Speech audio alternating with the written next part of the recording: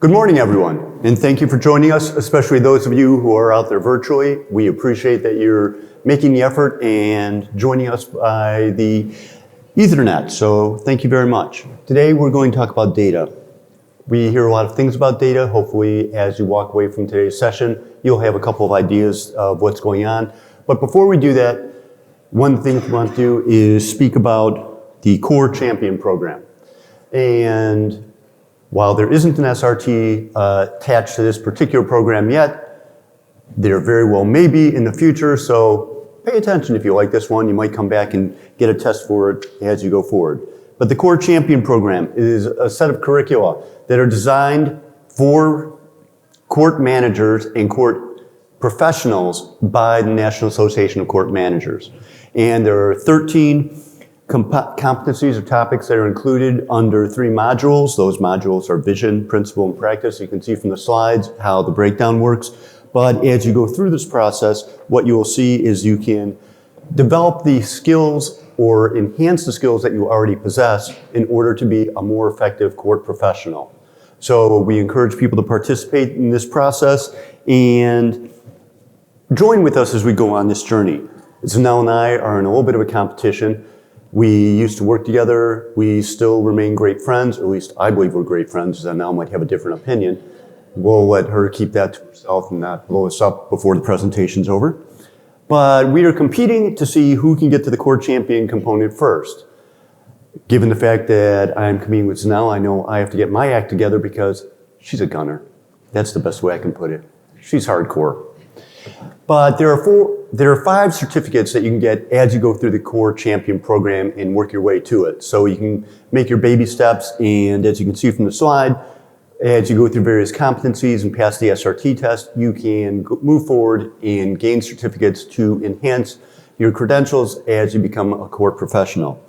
Anyone can complete these. You do not have to be a member of NACM in order to do so. However, if you're not a NACM member, there is a $10 fee per course SRT that you're going to take. So if you do the math, $130 based upon the fact there's 13 competencies, membership is less than that. Hey, come join us if you're not a member. It's going to be more economically beneficial for you. So you do this by attending or viewing a qualified session. You take the SRT, the structured response test, and you're moving forward. They get it back to you very quickly. I did a number of these between the holidays at the end of the year. I don't know how they did it. However, folks are turning it around remarkably quickly. I wondered what they were doing on their holidays because they would seem like they were grading all my stuff. But you can go forward. You can also do an article or an application. You can do a review of things, possible publication, there's recognition, all sorts of great things as you go forward on this. So I would encourage everyone, if you have not already done so, even if you've gone through the certification to be a court manager, just to join us and participate. Thank you. So I am going to get us started on the presentation part to give you an overview of what to expect in this session. My name is Zanel Brown. I work at the administrative office at the Michigan Supreme Court. Okay, and what happened? I didn't do that. Okay. And technology doesn't like me. So I'm used to recovering from technology screw-ups and everything like that. No big deal. Our session is you ask for it, you got it. We're going to look at what is data, what data to select, how to analyze it, how to organize it, how to share it out. I'm going to be talking about what we've done in Michigan.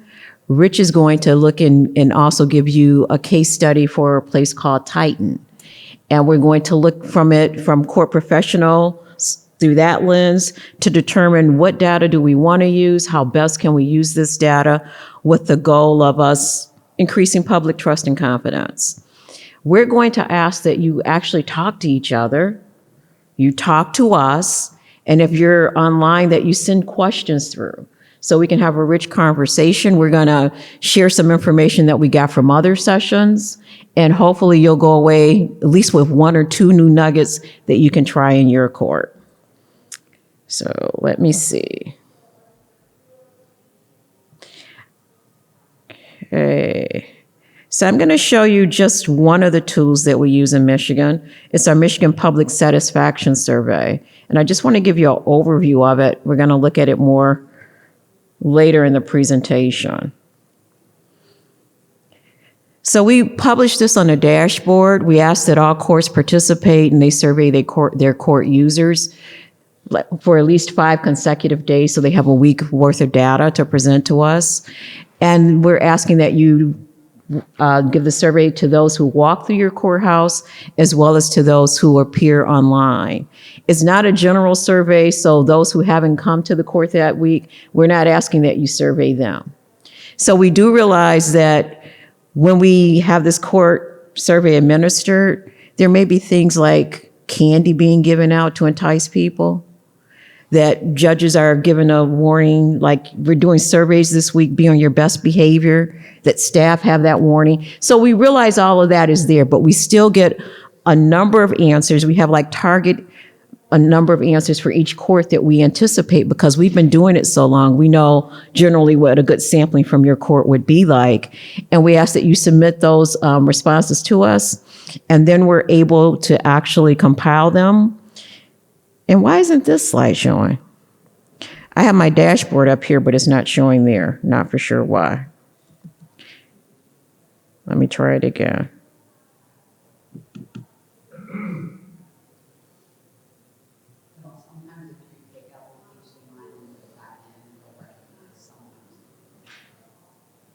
Okay, Roger, you're tech. Am I taking out the right thing? Yep.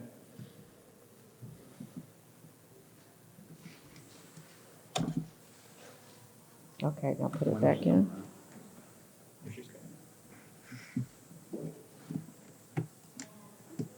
Do I? Yeah, just sit there. Here. Just like live theater, live presentations always have a little bit of excitement with them.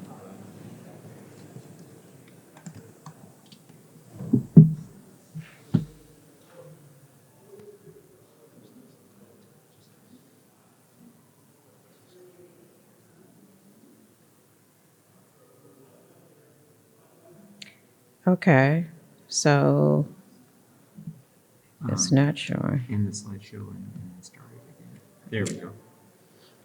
Okay, so let me start there. I'm going to leave it to Rich to go back into the slides, okay? So this is our public satisfaction survey dashboard.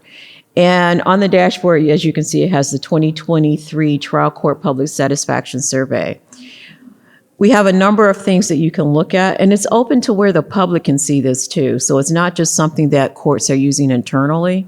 And part of my job as a regional administrator is to go to the courts in my region once a year, talk about the performance data, which we also have a public-facing dashboard for, and the public satisfaction data. This is the favorite data board that I look at, the one that gives a summary. So I can look at it and tell the courts overall how they are doing. And it's brightly color-coded. Pink and purple mean that they've agreed to the statements that we've given under that. So we've asked, was the staff helpful or things like that. Purple means it's neutral. Gold means it's neutral. And the blues mean that they disagreed. And that light blue means that they really disagreed, strongly disagreed.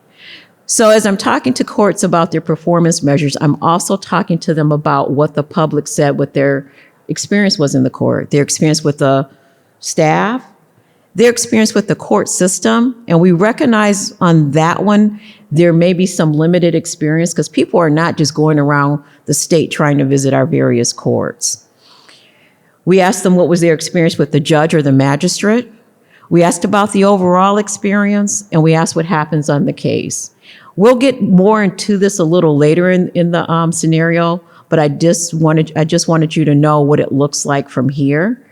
And up at the top, I have some filtering buttons, but I'll show you what that looks like more when we start talking about how do you analyze the data once it comes back. So Rich, I'm going to turn it over to you. Yes, please. It seems like staff, just looking at the data there, looks like staff seems great, judge seems great, the experience seems great, the case seems okay. but the courts not so much. So that was. Do you have any? What do you attribute that to? It seems like that seems off. I don't know. And I think it seems off because we're asking you to say, what do you think about the whole Michigan court system? You've only visited one court, maybe two if you're an attorney or something. So you probably have that limited experience, and probably a lot of the questions are not something you feel comfortable applying. And that's like the first time we've queried on that. So we're going to have to follow that data. There are breakdown questions in there. Let's see if I can go to the next level for you. I trust Michigan courts to handle my business. Michigan courts provide equal justice to all. And like I said, your experience is probably with one court. So that may be some other reason for it. But like I said, we'll keep our eye on it to see what actually occurs. So I'm going to turn it over to Rich unless there's another question. Like I said, I'm just telling you what to expect. And thank you for the questions. We want the questions. Okay? I'll go on this side. As I said, I thought that Janelle and I were friends. And to put this in context, I'm the guy with the flip phone, and she just left me with a technology issue. Where we are as friends, I'm not quite sure. Let's see, PowerPoint. Okay, slideshow. Well, I guess you might see all our slides. Okay, I'm all right with that.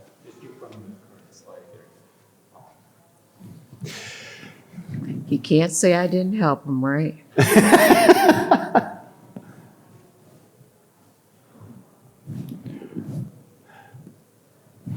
I got it. Got it? So the data dive. Data, what is it?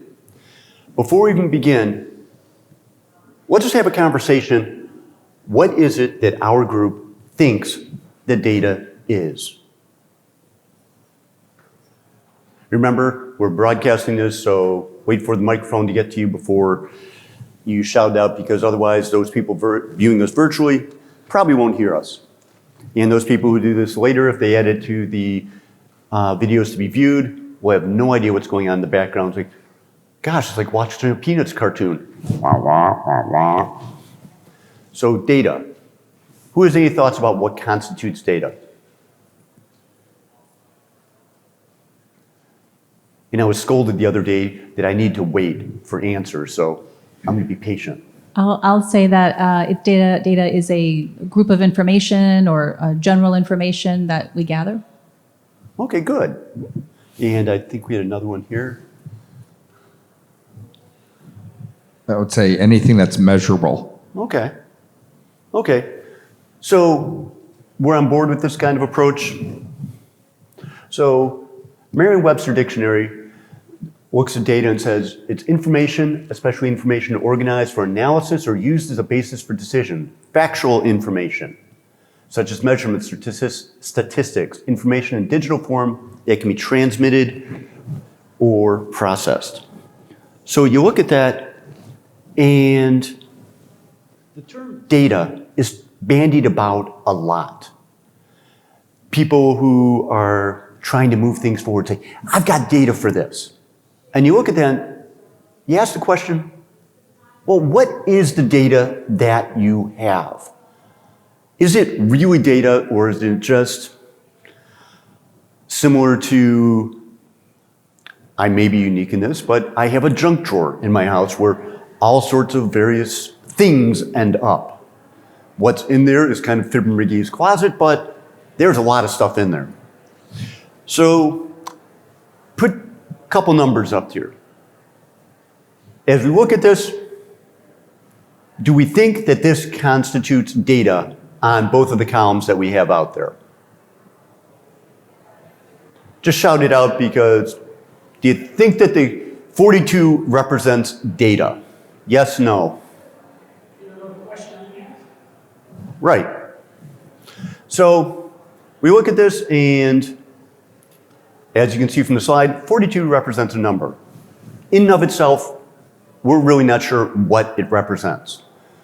The other ones, they represent information from Michigan and speak to the number of counties, the number of general jurisdiction trial courts, limited jurisdiction trial courts, also municipal courts.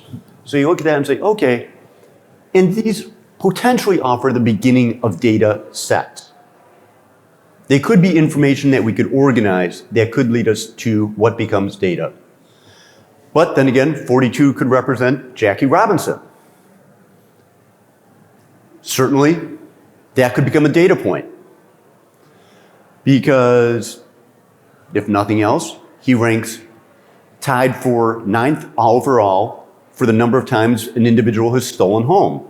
He stole home 19 times. He's tied with Frankie, let's see, who was Frankie's last name? Frankie Fritsch. And for those people who like aimless trivia, Ty Cobb holds the record, and he had 54 times that he successfully stole home base. However, I think there's a reason for this. If anyone's familiar with Ty Cobb, he might have been pushing the rules a little bit, and some people might consider him a dirty player. If you look at the spikes for Jackie Robinson, they're down. Ty Cobb, his spikes been up, he would be going for you. So just a random thought there. But this again becomes a basis for something that we could lead to data. Other information that we could look at. 42 could represent to the 42nd President of the United States, Bill Clinton. Certainly that becomes a point there.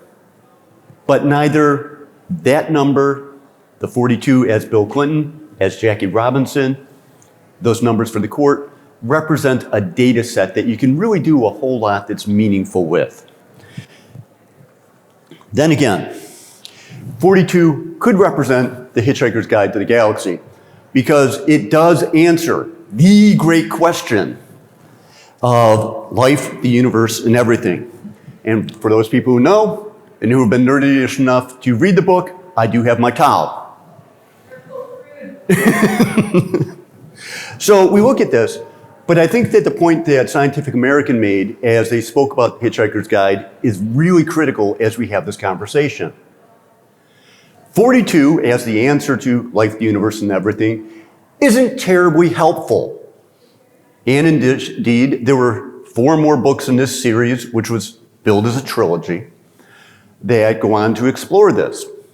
So, as we get numbers and put it together or other information, we have to say, is it just an amalgamation of information, or do we go forward and does it constitute something that we can actually use meaningfully and thereby become data? Now, I am going to bore you senselessly. And the reason I'm going to do this is because we're coming up to our case study. It's on the screen. I'm going to ask that you read it. I'm going to read to you. And this is important because we are going to touch upon this throughout the course of this presentation.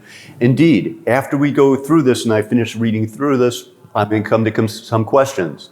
I'm then going to ask you to take about 5 minutes just to get together with someone nearby you and talk about those questions. We're going to come back and ask you about those conversations later on.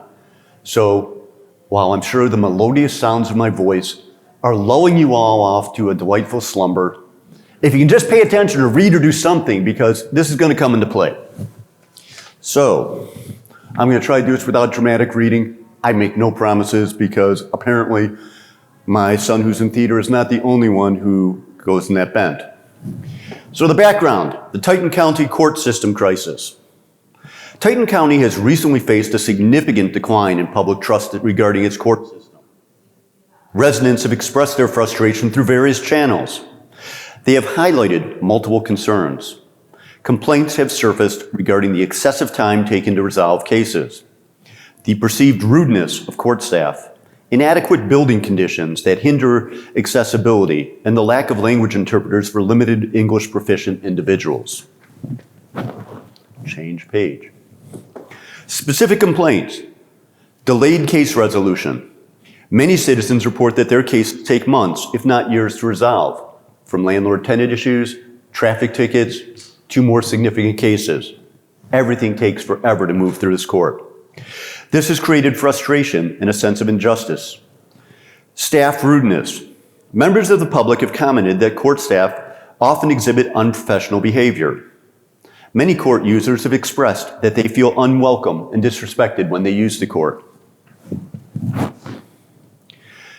Poor building conditions. The courthouse building is in a state of disrepair. It is an older building.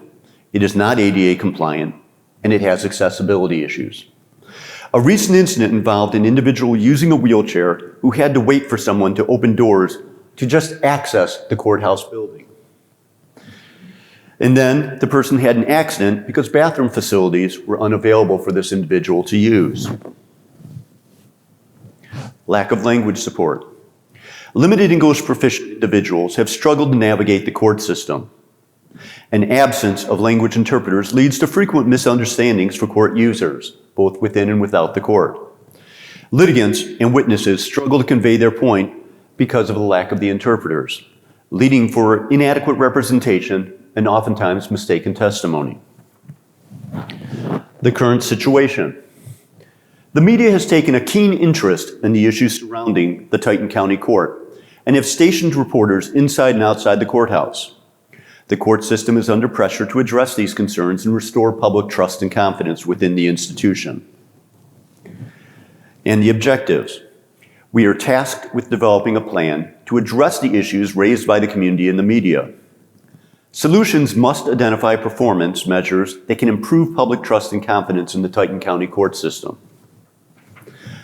So here come the questions. Performance measures. What specific performance metrics should the Titan County Court implement to measure improvements in public trust? When you're considering this, consider factors such as case resolution time, customer satisfaction ratings, accessibility scores, and staff professionalism. Data gathering. How can the court effectively gather data to evaluate performance measures? Explore methods such as surveys, focus groups, complaint logs, accessibility audits, staff satisfaction recognition forms, and interviews with court staff and court users. Data analysis. What types of data analysis should be conducted to identify trends and areas for improvement? Discuss the importance of qualitative versus quantitative analysis. How can they inform decision making? And finally, communications with the media. What information should the court share with reporters to demonstrate accountability and a commitment to improvement? Develop key messages that highlight the court's awareness of issues, the steps being taken to address them, and the timeliness for expected improvements. Now, we're going to take about 5 minutes, so just to break off and chat with your neighbors, just to figure what some of these things can be used going forward. May I make a helpful suggestion? If you can look at the first two items to consider, that would be, what were the first two questions? The performance measures, what should be the performance measures and what data is needed? And this side over here, if you can have ideas for number 3 and 4, what type of data analysis should be conducted? And also, how will you communicate this to the media? So if you can get in groups of 3 and 4. And we will gather back together at about 11 o'clock or so. And those who are watching us live stream, feel free to participate in any of the 4 questions and text us some of your ideas. And when we come back, it's all yours. Okay. You want the clicker?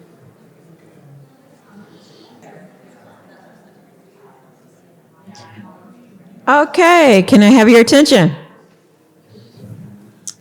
So let's have just a brief discussion, 1 or 2 items as we look at the 4 things that you were assigned.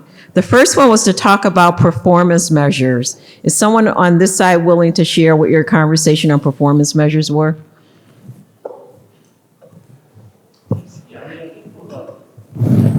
From the performance measures standpoint, we talked about have you already, as a organization, set specific standards?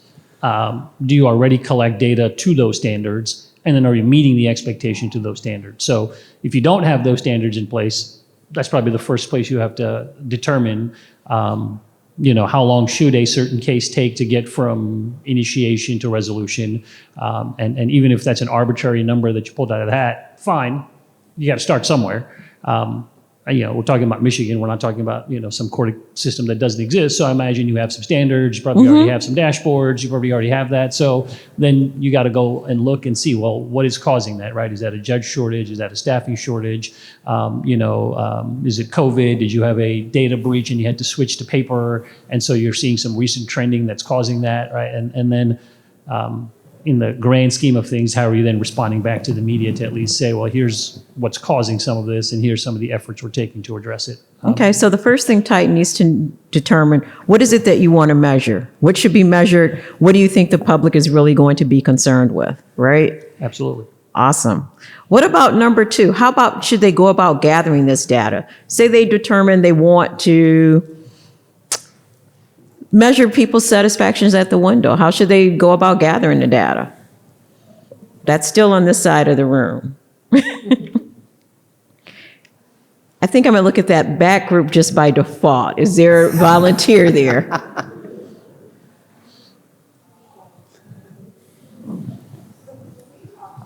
Go ahead. You both can talk. Go ahead. Well, I think the counter experience is important, but how you capture that information can also be challenging. Whether you have a kiosk that allows them to just answer questions and you're collecting the data that way. Most people coming to the counter aren't particularly happy. And so when you say, could you take a few minutes and complete the survey, you'll have to, in your individual courts, determine how many of those surveys actually get completed. We did this a couple of years ago, and we found a lot of surveys went through the door and very few ended up in the box. And I think in our next wave, we're probably going to try to do like a checkout kiosk that allows them to just answer a few questions in order to check out of the building, just to be able to gather information. When you did it in your court, did you do it like daily? It was something, or did you block off like a period of time that you were doing it? It was for a period of time Okay. that we did it. Okay. And you had another group member. And what court are you at? I'm sorry. Virgin Islands Judiciary. I think I should come and watch you do the I think you survey. should. Yeah.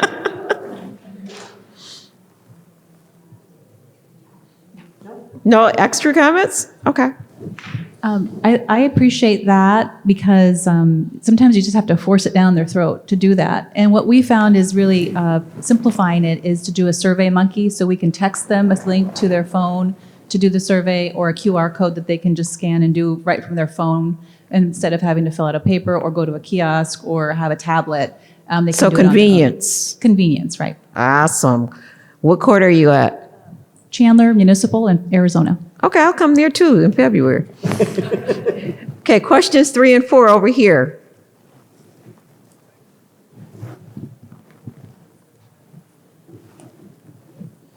What type of data analysis should be conducted?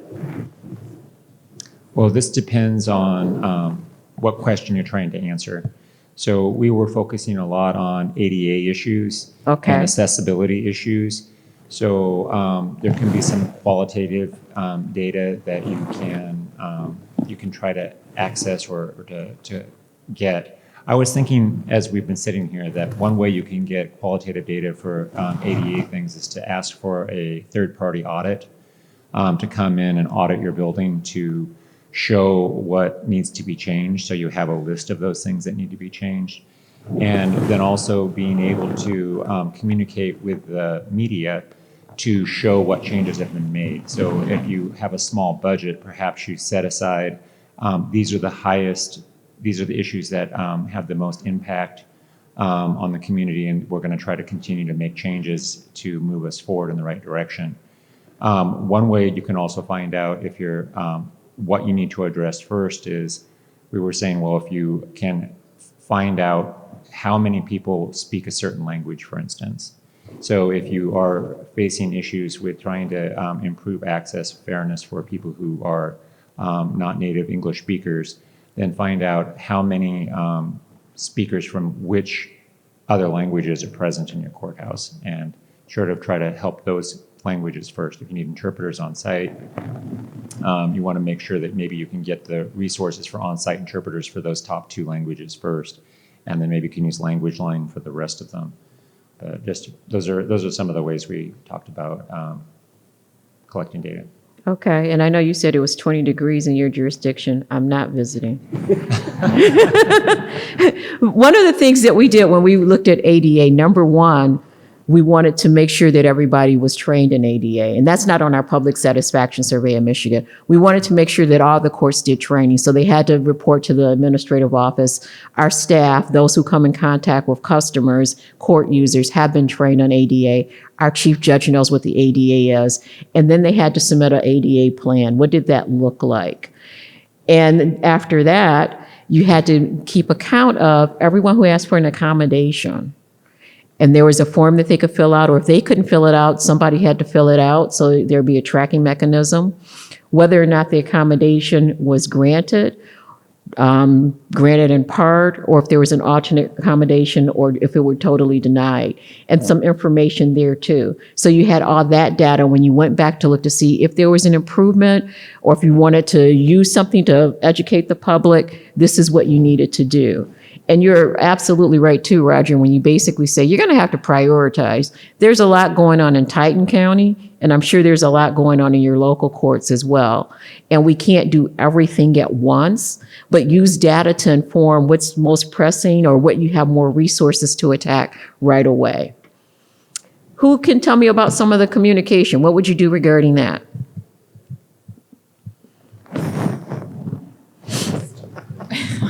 We focused primarily on the first question.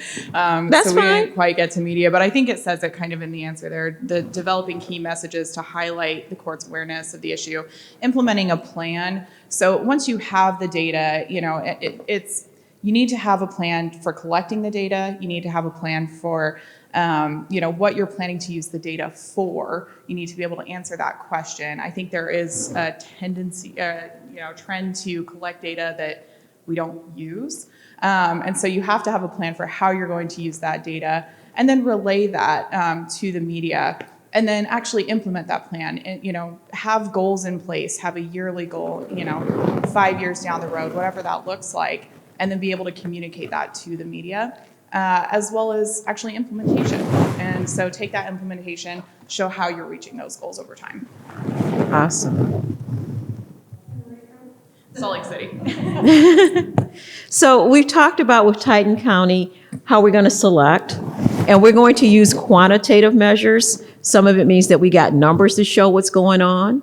And then we're also going to use qualitative measures as well that gives you more of the experience that the customer is having. And we have something from online. Yes, so we've got a comment from Elaine in Idaho.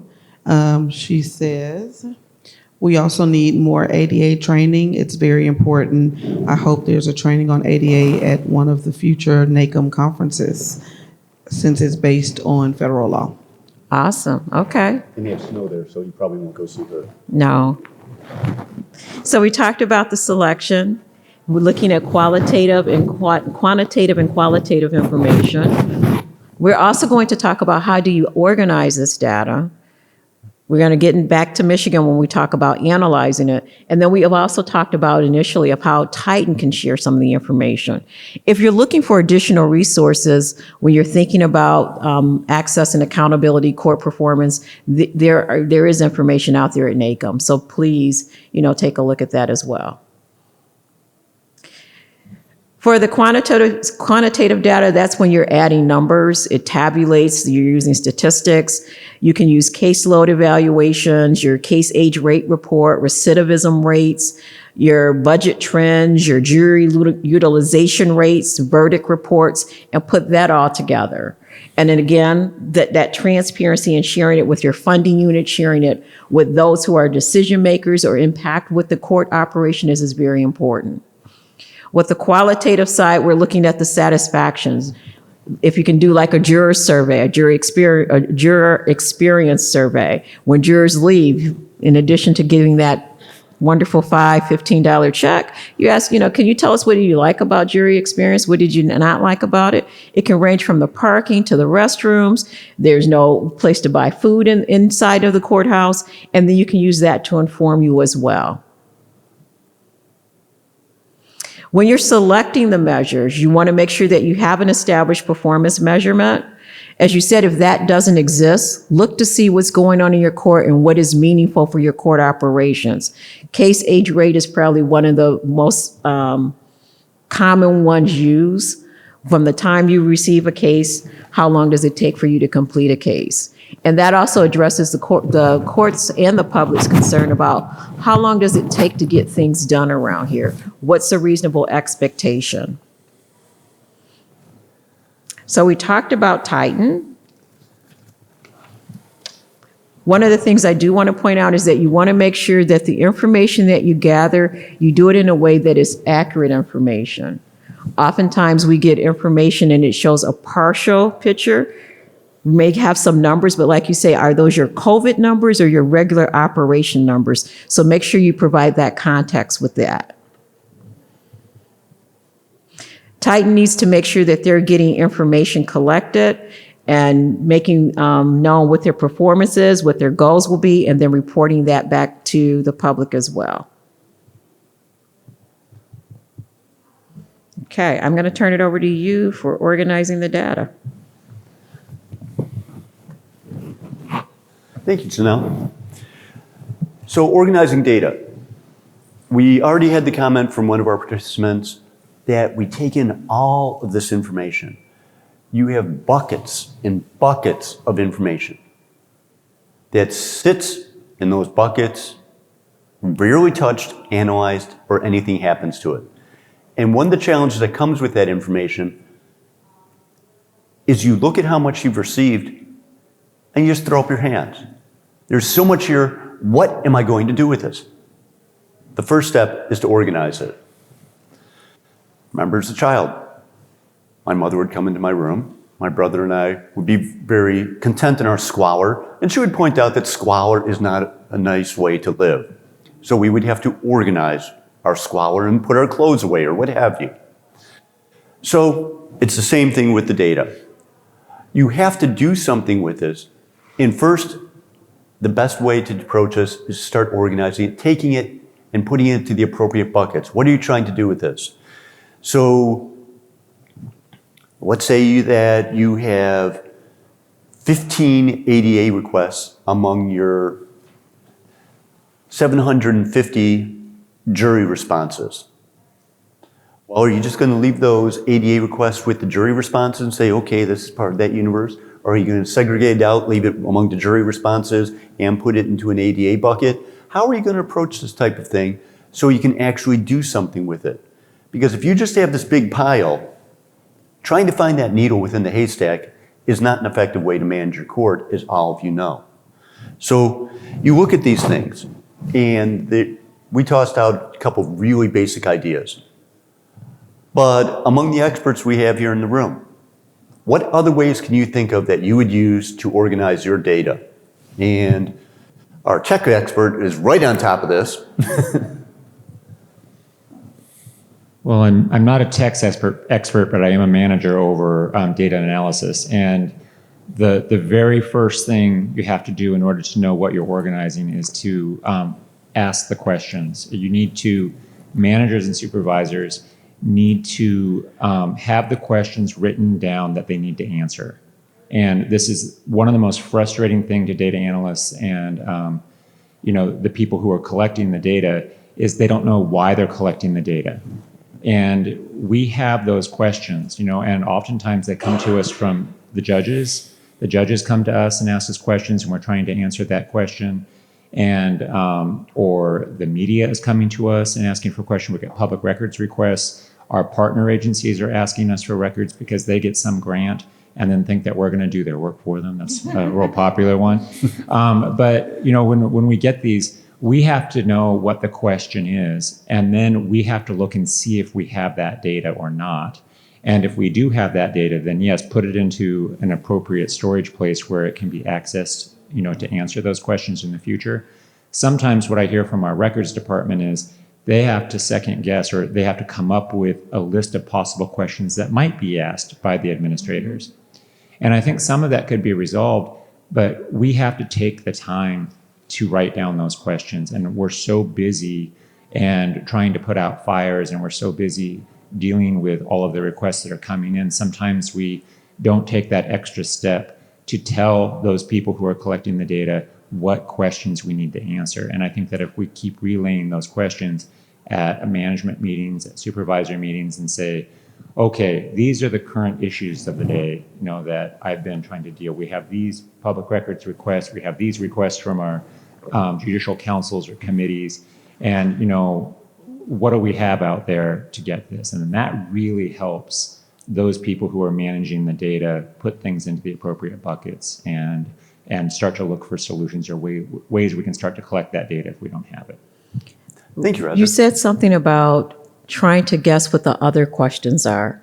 And I think as court administrators and court managers, that becomes intuitive too. I got this data.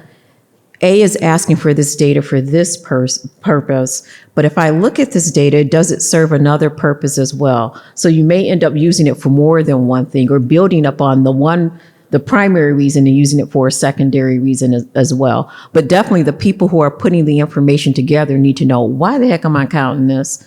Why does it make a difference if I tell you 2 people came to the window or 5 came to the window? Why does it make a difference if I tell you it takes me 10 minutes to do something regarding a medical insurance claim versus a half an hour? And you're letting them know, I need to know what the average work time is so I can make sure that we're staffed appropriately, so I can go back to the funding unit to ask for the staff, so the public will know that when they come in here, basically they should be expecting a 15-minute wait based upon our staffing. So it gives you a way to, put that in context and to have those conversations. And we have another thought here. Ellen has a thought. Well, to Roger's point, I think that's where the conversation around data or data integrity begins. Because I think if you're beginning with a question and really looking for the real answers versus gathering data to support a narrative. That's, the joke that you can find a stat or data to support your argument. I think that comes from that place because it doesn't begin with a question. It begins with a preconceived notion and an assumption we're making. Excellent, thank you. Do we have any other thoughts? And we're going to ask you this in the context both for your individual courts as well as for our Titan County Court and their hard-pressed and struggling court administrator, Brenda, who you're going to meet a little bit later in this presentation. Any thoughts as to what either your court can do or what courts generally can do to address this type of thing?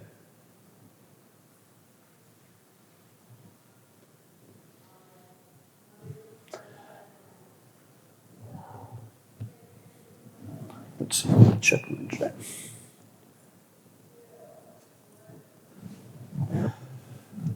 As we look at this, I can tell you that as we get information in, and as Nell's mentioned, my staff regularly looks and says, how do you expect us to do all of this? We're up to our neck in alligators to begin with, and now you want us to do something else? Why are you throwing us an anvil? Which is why Zanelle's explanation is very effective. Give the people the why they're doing this, not just the what they are going to do. Because if you do that, if you bring them into the fold, you empower them to participate in the process, as opposed to just sitting there and going, you're killing me.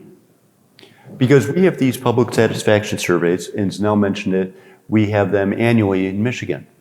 We have to get people to come up. They're busy doing this, that, and the other thing. My court's in the process of looking at a new case management system. We're doing a lot of background work on that, so we have people working on that. We have the last of the pandemic cases that people are working on, trying to get those out of the way. You have all the new cases coming in, so everyone's busy, and it's like, Rich, have you lost your ever-loving mind? I always take that as a positive because it gives credit that they think I may have a mind, so I'll go with that. But that's why we have to encourage people and explain that why, what we're doing and why we're doing it, and what we're going to do going forward with that information. And with that, I'm going to turn it over to Zanel, and we're going to talk about analyzing data. Rich, I'm not letting them get off that easy. So the question was, I'm going to reframe it because I really need to know from you all, what type of data are you collecting and how are you organizing it? Because that'll give us a basis to then talk about how should it be analyzed. So what data are you collecting in your court? And is it helpful data or you stop collecting some stuff? Tell us about your data journey. This is a little bit of a subset of court data, so it's not a great example, but I'm a specialized dockets manager for my court. And our funding source, we have several funding sources for our dockets, one of which is our county commissioners.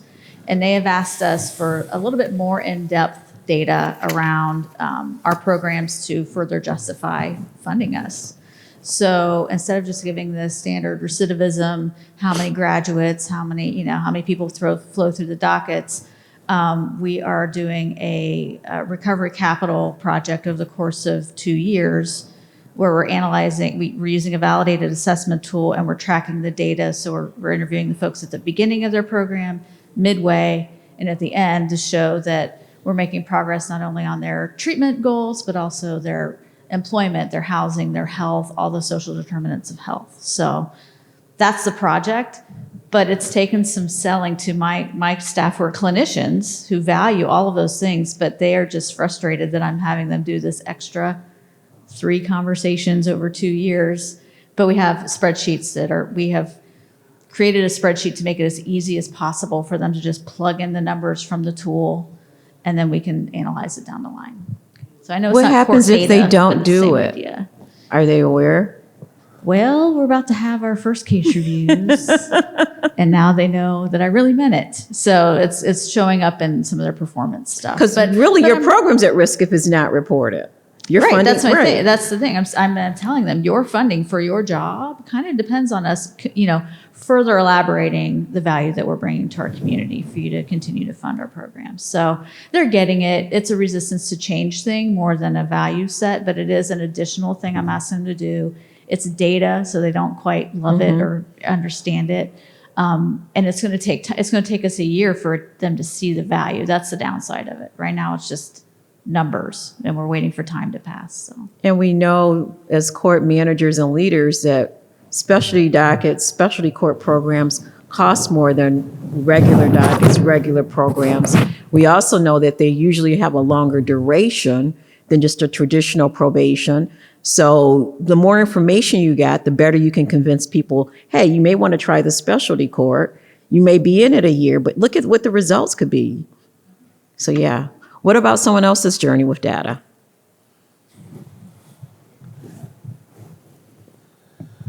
Well, I'm retired in New Jersey now, but spend your money in Atlantic City because this is where I'm from. Okay.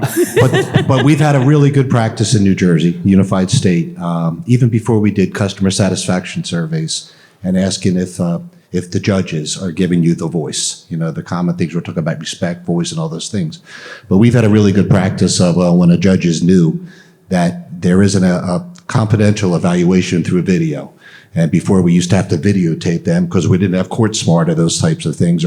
But now that whole thing comes back, and we used to just evaluate that on the legal understanding and was the judge clear.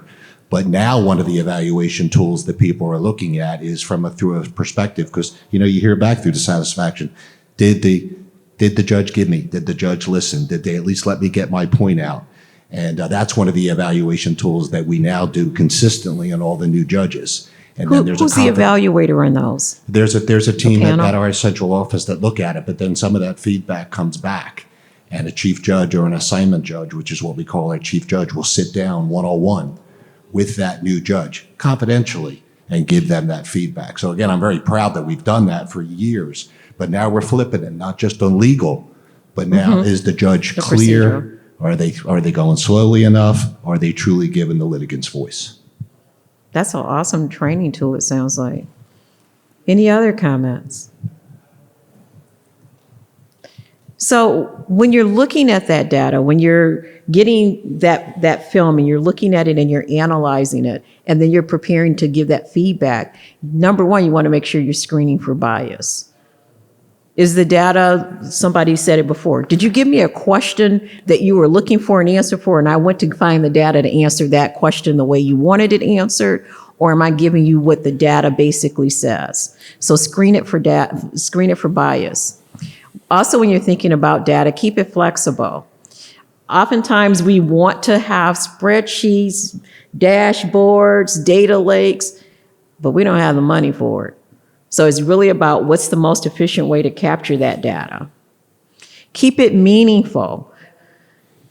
We are overwhelmed with things that we could actually count in a court system. But when you're thinking about it from a public trust and confidence perspective, you probably could limit it to probably 10 things, but trying to capture 10 things may be too much to focus on at once. So pick maybe 3 or 4 things to start with and say, these are the 3 or 4 things that we're going to measure maybe this year, and then add another one a subsequent year, and make sure the data's good, that you're tracking things, and then you're reporting up.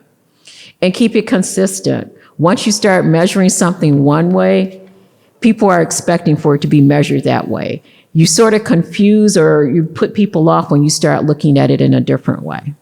So I'm going to try to flip back to Michigan and show you a little bit more about our data on the public satisfaction survey.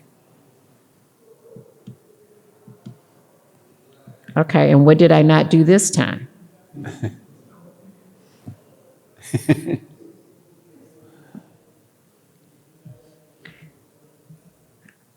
I got an idea though.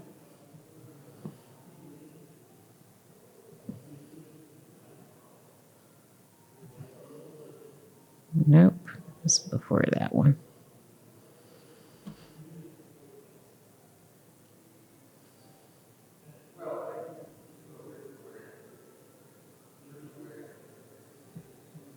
Or the public satisfaction one.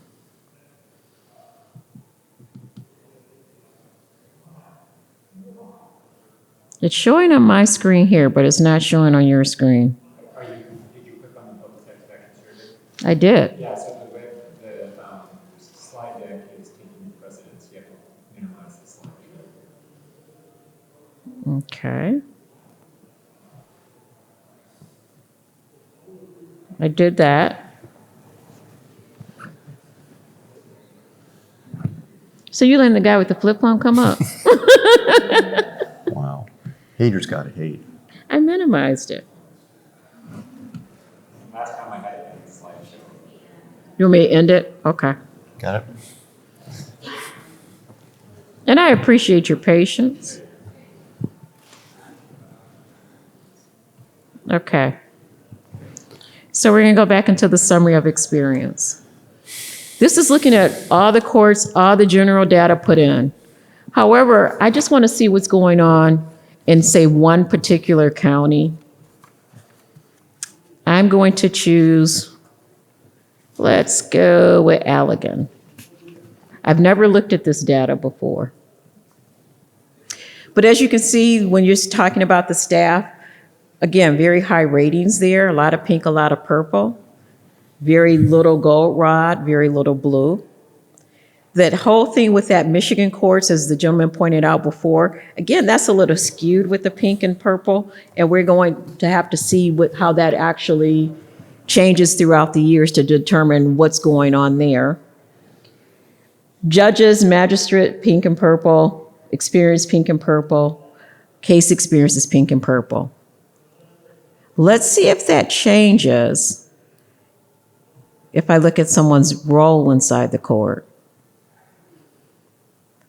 I'm selecting defendants on all case types. With the defendants, one of the things our survey doesn't do is survey those who are in custody. So these are non-in-custody defendants. We're trying to explore ways to also get information from those who are in custody, because that will give you even a wider range of things to look at. But what did they say? It looks like the staff lost a couple of points, right? A couple of them. The pink and purple is not as much.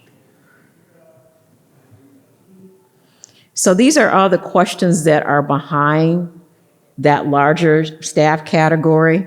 I completed my business easily. It was done in a reasonable time. I felt safe, all of that. And these are the defendant's answers. I am going to change the case type for defendants. And now, as you hover your cursor over these points, you can also see the response rate for the various categories that come up to measure whether it's statistically significant of those people who are responding to the particular questions. So we went from defendant overall to criminal defendants, and I think there was a shift there. So we had like 76% in pink and purple.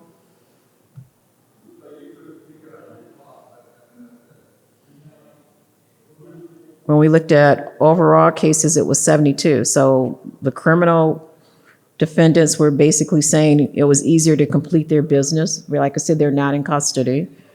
And like Rich was saying, if you hover over the percentage, it tells you how many people you're actually talking about. So that's like 17 people right there. This is a smaller court and 24 people right there. So this may be statistically relevant to them. You can look at other roles, but let's go back with general roles and see if there's something about age. And the one that I like to look at, the factor that I like to look at, I believe it's under the experience.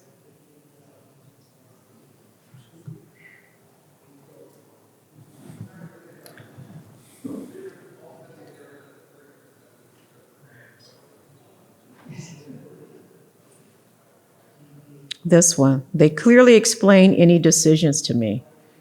If we're wondering if people leave your courtroom knowing what they are supposed to do next, do they understand what happened? And in this court, you have like 88% of people saying that yes, they did. Again, if you want to look at it from the roles, let's look at it, how many defendants? 100%, but only what? One person answered. But you can look at it like when we had like in COVID, it was a bunch of landlord-tenant cases. Did people who were coming into your court understand what was happening? Did they know what to do? And it may have been very different if you're looking at the attorney versus a party. And you may want to know that, because if the attorneys know what to do, great, fine and well. But if the majority of the people are coming in are not represented, you may want to, do some more work as far as providing some written resources, some easily understandable resources, or training the staff to make sure that people are able to comply with what the court is telling them to do. So looking at the dashboard, like I said, up here, you have a number of feeders you can look at, the roles, case type. You can look at generational things. Gender, race, educational level. I can look at it by county information. I can look at it at a particular court. And that's usually what I do when I'm meeting with my court. I'll pull up their information. And then we also can look to see who did the online survey because they were appearing remotely, or who did it in paper. I'm just telling the court what the numbers say. The court is going to have to provide me with the context for those numbers. And then we can talk about what things that they choose and they want to elevate for improvement as well. Questions about this? And oftentimes I'm meeting with judges and they're really concerned about, well, how do they think about us as judges? And so I share that information as well. But I also reiterate, it's a snapshot. It's from when you did that survey, that week-long survey, what was going on in your court? Because some of that had influenced some of the answers, and having conversation around it. The courts then are able to take this information back. If you see your staff is doing, what is that? Somebody do the math. Is that 87% agree or strongly agree that they're doing a pretty good job, you need to go back and, give your staff a pat on the back. If your judges and magistrates, if they're not doing so well in particular categories, maybe it's a bench meeting topic. If something's if something's going on with the court experience, people are walking outside and they don't understand things on certain case types. Maybe it is developing more resources for that to occur. So I'm going to shut this down and turn it back to Rich. Let's see if I got it. Nah.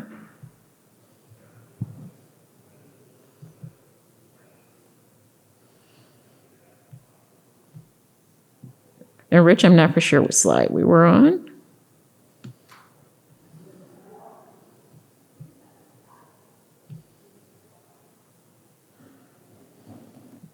I think I got you a couple of slides ahead.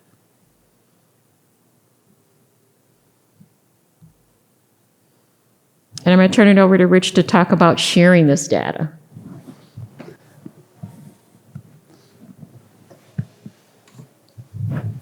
Sorry, had to get that without getting the feedback and giving you all a headache. So we have looked at the questions that we're going to ask. We have organized the data. We've analyzed the data. We have put it together. Now what are we going to do with it? We have all this great information. We've worked this stuff. We've asked the questions. We've done the due diligence, and we have some meaningful information. We don't want a bookmark or a dust catcher or just a doorstop for this data just to fall into disuse. Because going to the conversation we had previously, the next time you ask people to work to gather data, they're going to say no. You're going to get a lot of pushback because people are going to say, we did this before and it came to no use. This is meaningless. You're not trying to be an agent of change. You're just giving us busy work. We're busy enough. Respect us and do something. So when we try to share the information, I don't know about you, I honestly hate the websites both for my court and for our state court administrative office. I find both of them to be darn near impossible to navigate. They drive me bonkers. And it's not just because I have the flip phone, because I'm not the only one who has this thought. So if you have this information, put it out there so people can access it. When you come up with a new report, bookmark it on your homepage. Hey, here's the most recent jury information as to what was happening with jury utilization rates. Here's how people have felt about their jury service. Or here's our case resolution matter. If you have that landlord-tenant case, your matter should be getting resolved lickety-split. Put the information out there so people can find this.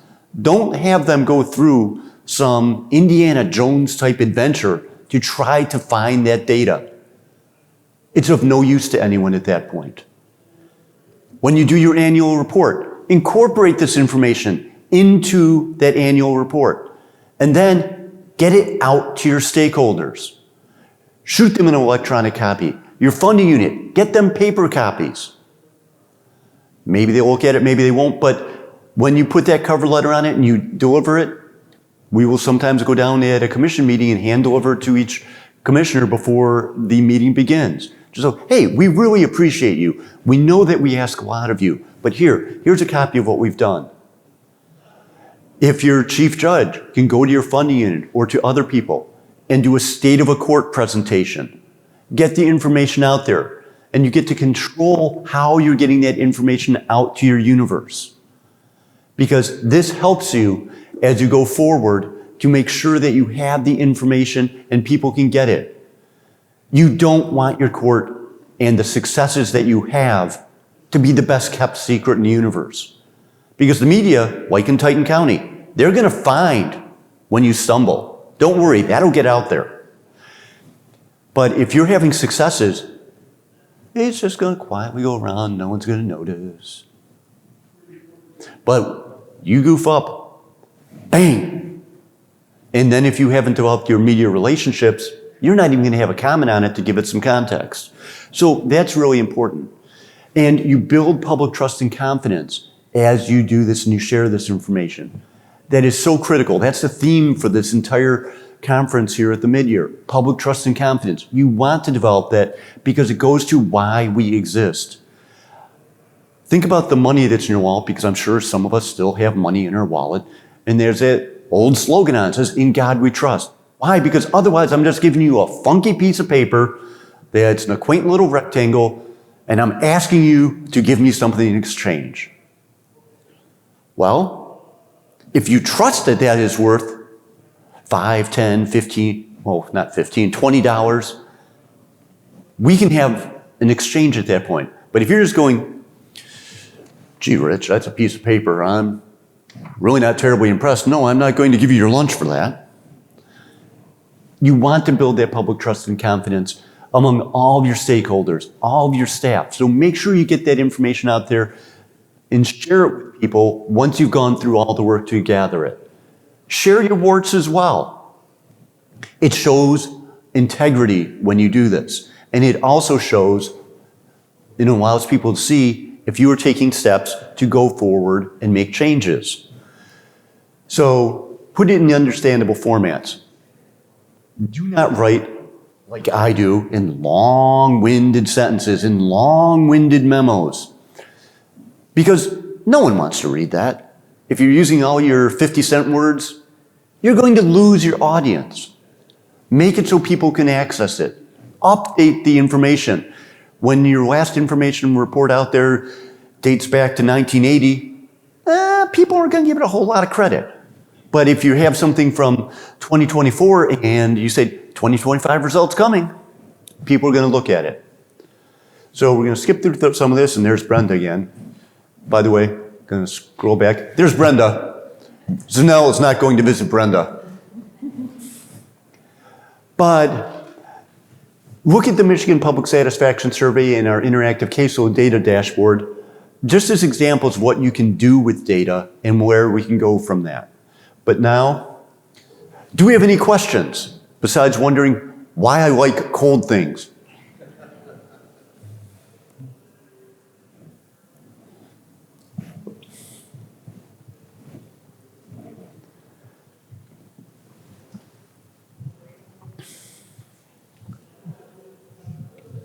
I was just wondering, in your work with data, do you have any examples of either courts or individual managers being reluctant to do surveys? Because once you do a survey, you have the information, it's public record, and it's out there. Do you have any pushback from that? I don't think that they're reluctant because it's public information. They're more reluctant because, it's interfering with my regular job duties. And oftentimes you do have to follow up with courts. Like I said, we knew what our baselines from courts were based upon previously what we had gotten from courts. And we're like, well, you're not meeting the baseline number. Can you make sure that you have somebody in the lobby to distribute? And some of the courts didn't have, they were having staffing issues, so they didn't have people to do it. So trying to find, ways to get to that number. But most of the complaints, like I said, it wasn't so much about it being public. Mostly everything said 90%, pretty good. So it wasn't that they were afraid of. They were just like, we don't have the time. It seems like you're sending more and more requests for this, that, and the other. How do we make this fit? Well, and the case management standards, things like that, sometimes you get pushback from the courts because they feel that this is being done for a punitive purpose. So part of it becomes, again, building that trust and confidence with all the people participating here. We're not playing a game of gotcha by asking, do you have matters that are over time standards? We're looking, what are the resources you need to make sure you get these done within time standards? So it becomes an interactive conversation as you have this, and building that trust and confidence within even the court system itself to make sure you get the data that goes forward. But thanks for the question. Allow somebody to tell you the context. Like I say, here's the numbers. Tell me the story that goes along with these numbers. Then we can figure out, is there something to improve and what could be some strategies? And that's been very helpful. Any other questions or thoughts? Well, thank you for your patience with all the technology. And thanks for your participation. We know we had the breakout session and getting information back from you, and I hope it was helpful as you broke out and shared with your colleagues what you're doing and what your thoughts are on data. Because I know when I come to these conferences, I always go back and I'm giddy, I'm torturing the people I work with, go, what about this? What about this? And they're just like, Rich, sit down, please. Maybe this will pass, we're hoping. Okay, thank you, both of you, for your presentation today. And participants, please make sure that you